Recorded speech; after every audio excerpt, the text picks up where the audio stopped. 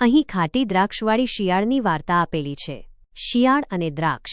એક ગરમ દિવસે એક શિયાળ ખોરાકની શોધમાં જંગલમાં ફરી રહ્યું હતું। તે ખૂબ ભૂખ્યું હતું અને તેને કંઈક ખાવાનું જોઈતું હતું।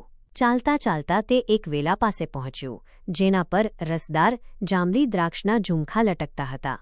દ્રાક્ષ જોઈને શિયાળના મોઢામાં પાણી આવી ગયું। તેણે વિચાર્યું, આહા, આ દ્રાક્ષ કેટલી મીઠી હશે, મારે તે ખાવી જ જોઈએ।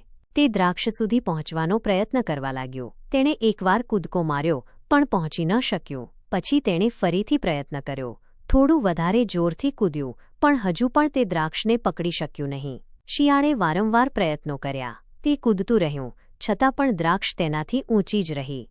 લાંબા સમય સુધી પ્રયત્ન કર્યા પછી શિયાળ થાકી ગયું અને નિરાશ થઈ ગયું। તે સમજી ગયું કે તે દ્રાક્ષ સુધી પહોંચી શકશે નહીં।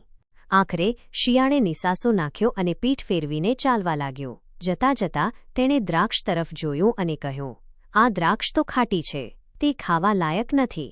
આમ કહીને શિયાળ ત્યાંથી ચાલ્યું ગયો।